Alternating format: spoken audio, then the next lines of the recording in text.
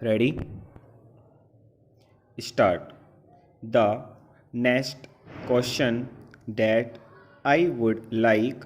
to deal with is the paragraph in the President's address relating to the progress made in our economy, in our agricultural sector, in our industrial sector, in our foreign trade, etc. Sir, you were pleased to read out to us a very large list of the achievements of the Congress government during the last decade and the important targets which have been achieved during the last 10 years of our planned economy. You also mentioned the question of increase in food production, increase in the production of agricultural commodities, etc. Fortunately, sir, here we have in our midst the ex deputy chairman of the Planning Commission, Shri V.T. Krishnachari,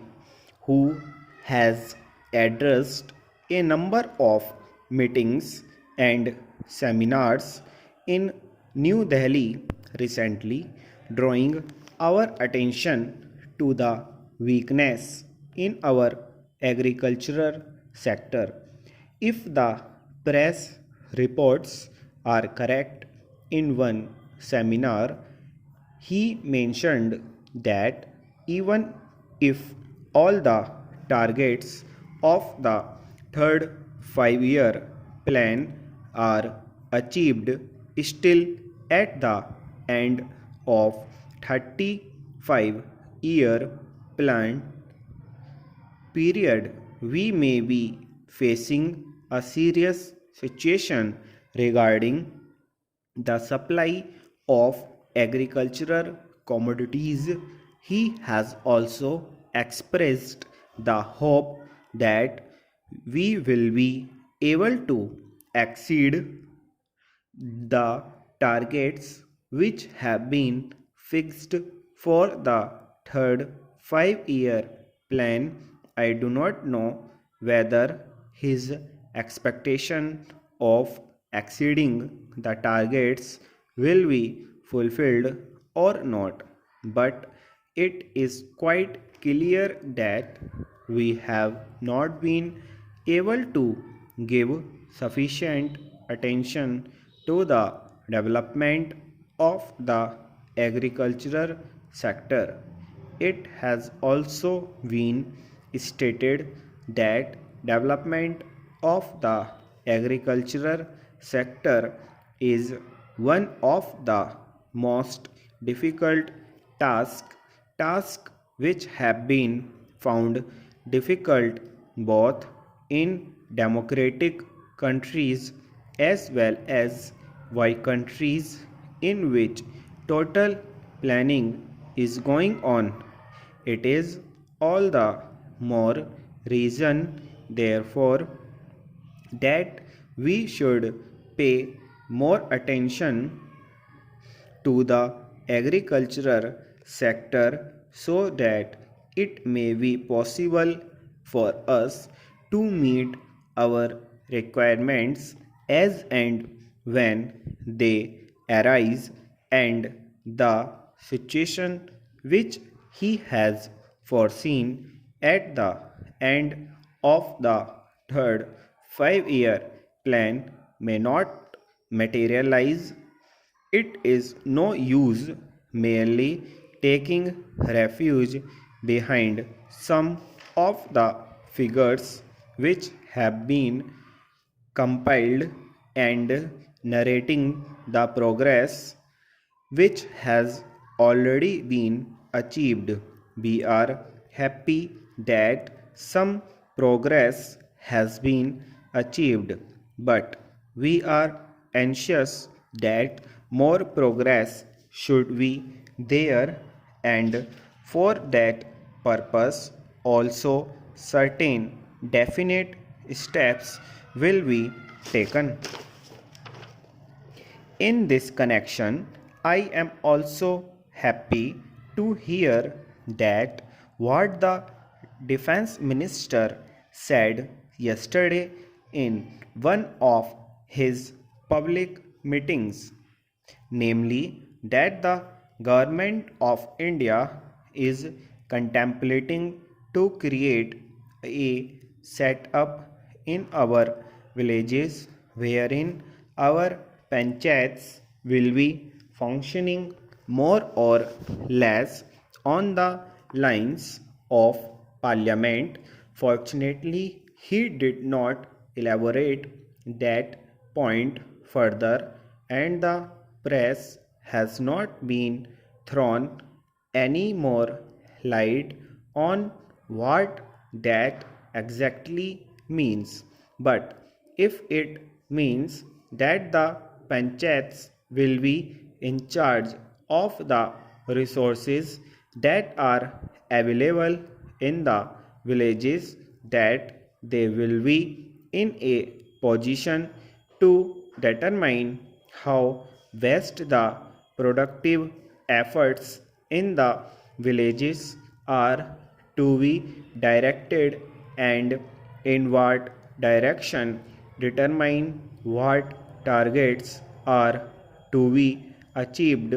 and when the production is there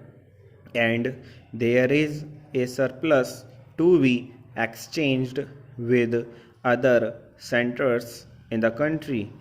that the panchayats will have their say in the matter on what terms this surplus will be exchanged with other centers in the country. Then I think a very valuable step forward in the direction of building our economy on a decentralized basis will have be taken. We have always taken the view, sir, that if planning is to succeed in our country, and if there is not going to be any regimentation of our productive activity and forces, what is necessary is that the common man should have a voice in determining the economic policies and in formulating the economic plans of development, and should have also his say in determining on what terms a village or a group or an industry should be working for the development of economy as a whole. In other words, some amount of competition, some amount of bargaining power is to be generated in the lowest strata of our society and in the lowest rung of our economy, so that with the help of that bargaining power under the overall influence and policy of the Planning Commission,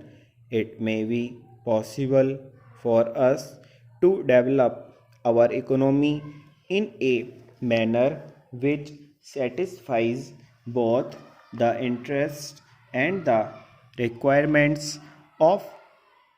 the nation as well as the aspirations of the pupil. When pupil feel that they also have their say in the formulation of policies and programs, and that such policies and programs are not something which is dictated from New Delhi, but are those which have been worked out by their own efforts and as a result of their own deliberations. To that extent, these plans are a part of their efforts in the development of their regions, of their own crafts, their own industries, and their own skills. Stop.